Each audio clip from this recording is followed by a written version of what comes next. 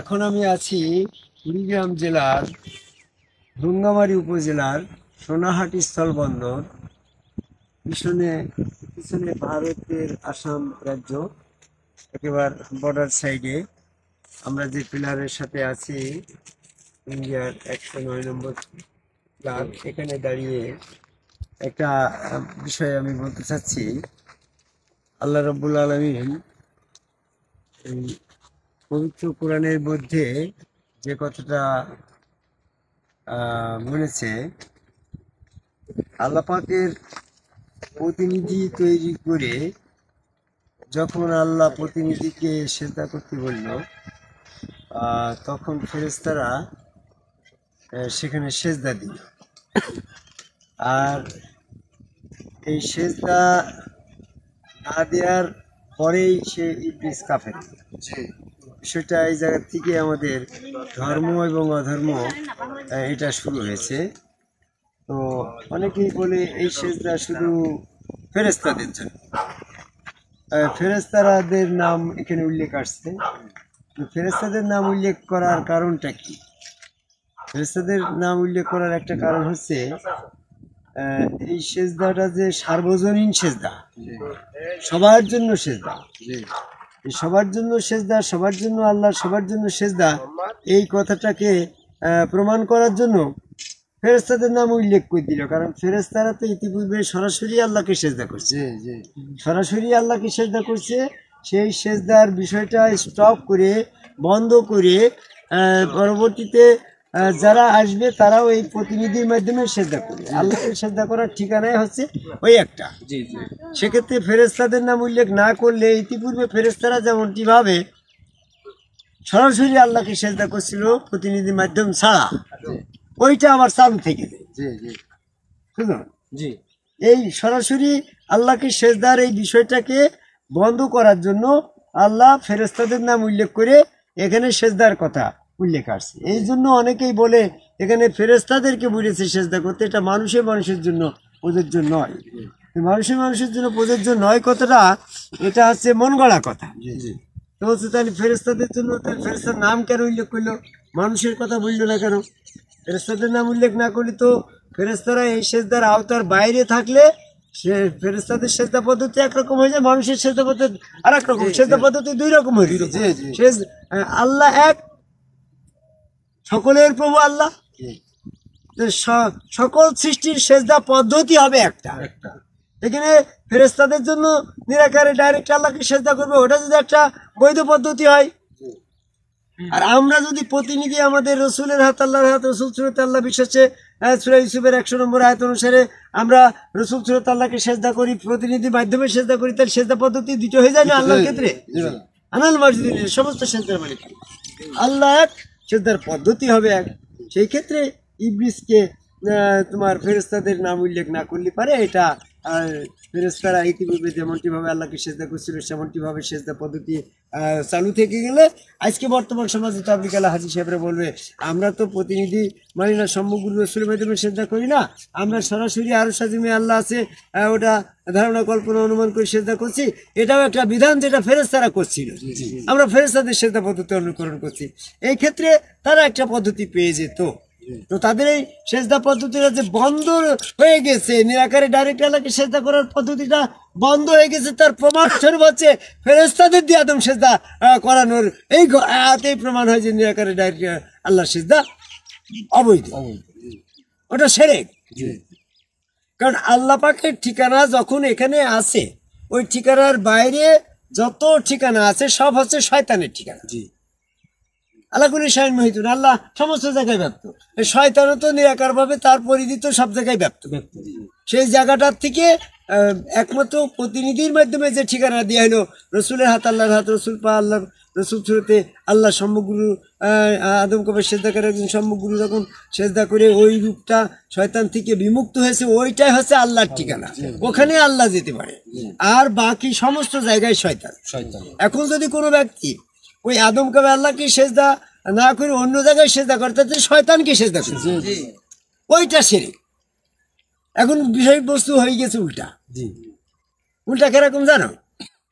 এখন এই যে আমার এই যে 10-12-15 বছর ছেলের কাছে যদি বলে যে গরুর গাড়ি কি গো, গরুর গাড়ি কাকে বলে? সে বলে যে যে গাড়ি দিয়ে গরুকে টাইনে নিয়ে যাওয়া হয়, গরু নিয়ে বাজারে যাওয়া হয়, ওই গাড়িটা গরুর গাড়ি।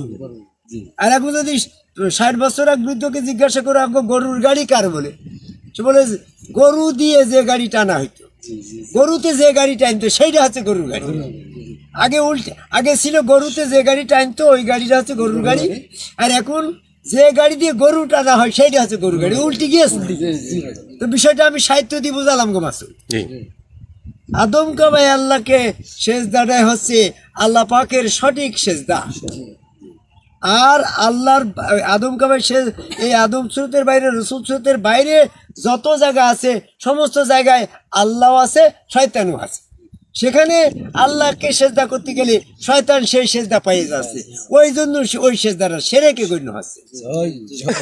আদম সেজদার বাইরে যত সেজদা আছে সমস্ত সেজদা শিরক হয়ে গিয়েছে। আর এখন তারাই উল্টি দিচ্ছে যে আদম কাবাই সেজদাটাই শিরক, নিরাকারে ডাইরেক্ট আল্লাহ সেজদাটাই সঠিক। মানে উল্টি যাচ্ছে না গরু গাড়ির মতন। তা আমি সংক্ষিপ্ত পরিসরে যেটা বলতে চাচ্ছি যে যারা এখনো আদম কাবাই সেজদা করিনি তারা শিরকের ভিতরে আছে।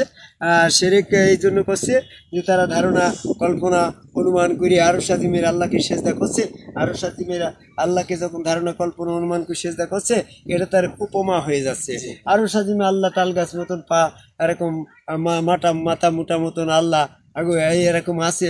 তো ওইটা তো তার যেমনটা অনুমান কল্পনা করলো, আল্লাহ তো তার প্রকৃতপক্ষে এরকম তাল গাছের মতো পা নাও হতে পারে। আল্লাহর পা তো আল্লাহর মতো।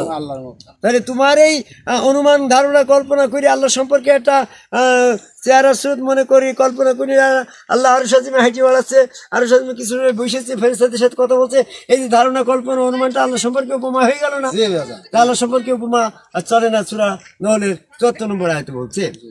তো কাজেই এই যারা রসুল সুরতে আল্লাহ বিশ্বাসে সেজদা ভক্তি করছে না, ওই রূপে আল্লাহ বিশ্বাসী নয়, তারা আরশ আজিমে ধারণা কল্পনা করে আল্লাহকে সেজদা করতে গিয়ে শিরক করে ফেলছে। এই জন্য সূরা ইউনূসের 36 নম্বর আয়াতে বলছে সত্য সম্পর্কে, আল্লাহ সম্পর্কে ধারণা, কল্পনা, অনুমান মোটেও গ্রহণযোগ্য নয়।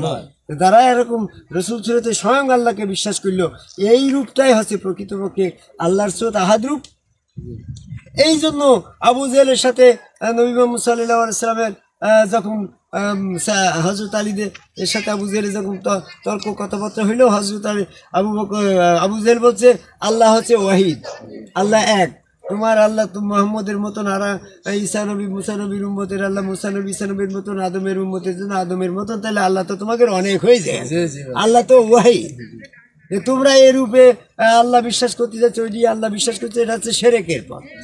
ওই তখন জিবরাইল ফেরেশতা এসে সূরা ইখলাস নাযিল করে দিন, বলল কলহু আল্লাহু আহাদ।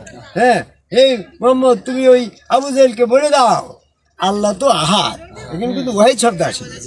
তাই ওয়াহিদ আল্লাহরা যারা নিরাকারে আল্লাহকে আরশ আজিমে কল্পনা করছে, ওয়াহিদ আল্লাহ বিশ্বাসী, এরা হচ্ছে আবু জেহেলের দল কাফের। আর যারা রসুল সুরতে আল্লাহ দর্শনে বিশ্বাসী, আহাদ আল্লাহ বিশ্বাসী, তারা হচ্ছে মুমিন, তারা হচ্ছে আদম সেজদার দল।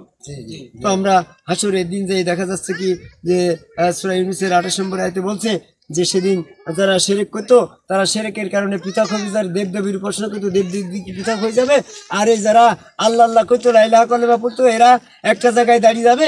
এদের ভিতরে দুই দল, একটা হচ্ছে ওয়াহিদ আল্লাহ বিশ্বাসী আর একটা হচ্ছে আহাদ আল্লাহ বিশ্বাসী। ওয়াহিদ আল্লাহ কি, আল্লাহ এক, তাদের ভিতরে আর কোনো ইয়ে নাই। ওয়াহিদ আল্লাহ যারা বিশ্বাস করতো তারা এক আল্লাহ বিশ্বাসী ছিল।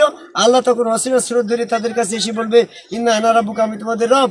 তখন তারা রবের সাথে পৃথক করে ফেলবে, এক জায়গায় চলে যাবে। আর যারা আহাদ আল্লাহ বিশ্বাসী ছিল তারা তাদের আহাদ রূপ রসুল রূপ ছাড়া যাবে না। তাদের কাছে আল্লাহ এসে যখন বলে তোমরা আমি এত আমাদের আল্লাহ, তোমাদের আল্লাহ, তো আমাদের কাছে গেলে না কেন? তোমরা আমাদের আল্লাহ আমরা চিনি, আমাদের আল্লাহ না আসা পর্যন্ত আমরা যাবো না, আমরা আহাদ আল্লাহ বিশ্বাসী।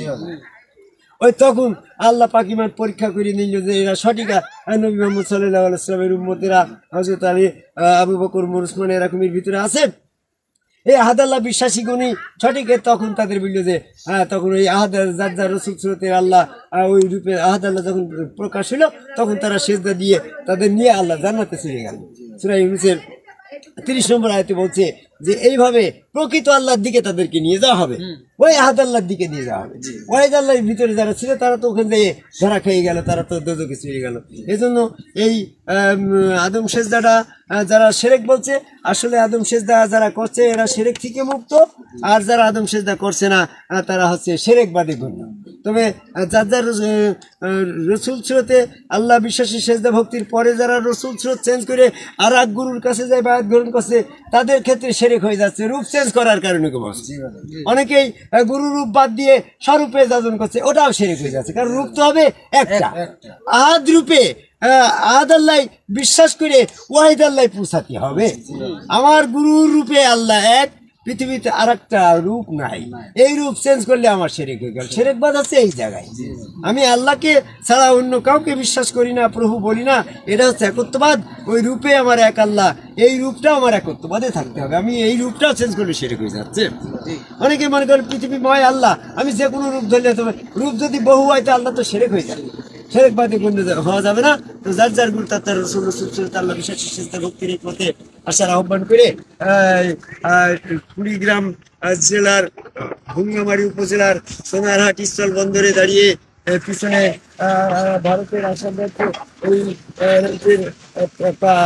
প্রান্তে দাঁড়িয়ে পৃথিবীর সকল মানুষকে আদমকবাই সেজদাকারী একজন সম্মুখ রসুলের কাছে বায়াত গ্রহণ করে সেখানে সেজদা ভক্তির মধ্যে ওই রূপে আল্লাহ দর্শনের আশা প্রত্যাশা ব্যক্ত করে আমার কথা শেষ করি। জয়।